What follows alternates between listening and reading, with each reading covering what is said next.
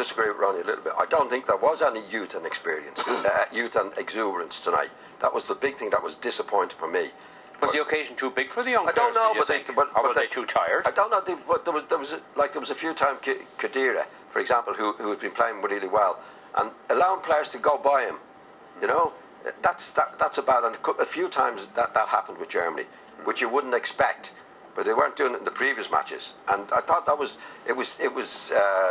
Ozil as well. Didn't actually come into the game until they went one behind, and these are the young players. I know Müller was missing, but he was a big loss, I would think. Yeah, in terms of balance, but in the other matches, well, they were keen, they were in, they were showing the exuberance, and I think that disappointed me. That was the big thing that disappointed me with the Germans tonight, and they couldn't get the ball. But they weren't killing themselves to get it like they were in other matches. If you look at the two teams, though, if you 6 Barcelona players, 3 from Real Madrid, the pedigree on the Spanish team and the experience allied to pedigree, they just couldn't. But isn't there an argument? Class, Bill. There's a gulf in class between those two sides, and this is where you find out in the World Cup semi-final that, you know, for all the promise they've shown.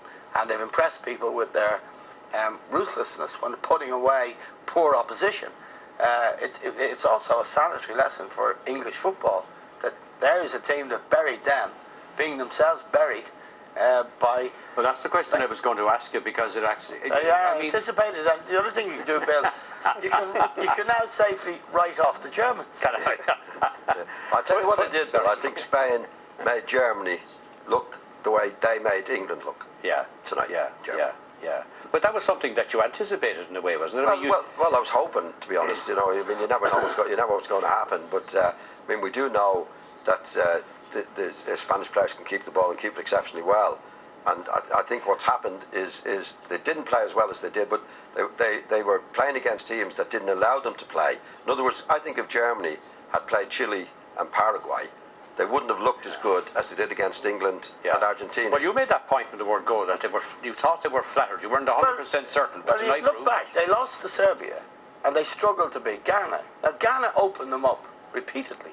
If Ghana can open them up, well, for sure, Spain were going to open them up. And that was just common sense. I think there was, I think the Germans were so dazzling, putting away really poor teams. And that was an illusion that people believed in. Happily, it's one I didn't. There's lots of others I did. No, you were very emphatic when I met you tonight before we came on here. You were emphatic that Spain were going to win this match. I mean, I've watched what makes it so certain? Because I've watched Spain a lot of times, and I know how they keep the ball, and I felt that if they kept it for long periods, like I said before the game, the young lads in the German squad will not really know how to handle it, and they couldn't handle it. They didn't know. Between them, they couldn't work out a ploy of how to do it. You know, if they sat back or if they pushed up. Which way do we go here? And they're looking at probably the older players, Schweinsteiger being one closer to help them out. Give us a little bit of an idea what to do here. We cannot get a kick at the ball. And Spain done it magnificently. We were saying they haven't scored. They still haven't scored. But you always feel like they've done throughout the competition, they'll find a way in the end to break them down and they'll get the goal. This was actually their third 1-0 win. Yeah, but I thought it was a huge thing tonight, Bill, in my opinion. Torres not playing. From the start. I was waiting to see the team. I wouldn't have backed or tipped Spain to win tonight if Torres had been playing. Which because I think it unbalanced the whole side, and he hasn't been fit. Villa would have been out on the left wing. Somebody else would have been out of the team. And I think the Torres situation was hugely detrimental to Spain not playing as well as they could in this particular competition. But I think one of the things tonight that I found very interesting as well. Schweinsteiger did not dominate like he dominated other games. He was very quiet, wasn't he? Well, it was difficult for him, Bill. I mean, he has 3 or 4 Spanish players around him, passing around him all the time. He is a kind of a playmaker after fashion, but he couldn't ever get close enough. And Ozil and Kadira, who were alongside him, are inexperienced players whose basic game is breaking from midfield and getting forward. So they, as we said before the match, Germany would be designed to suit Spain, and that's the way it turned out. Even leaving aside the disparity in class and experience, it's the way the German team was set up. That's the way Spain would love a team to be. And it goes back. If you want to go back, then I take the way Mourinho and Inter approached the Barcelona problem was very, very different, and Germany weren't able to do that tonight. Didn't have the quality. Now, what does that mean for the final against Holland? Intriguing. It would be very difficult. Van Bommel and De Jong will be in there kicking lumps out of Xavi. And the awful thing is they'll probably get away with it. Have done so far, Bill.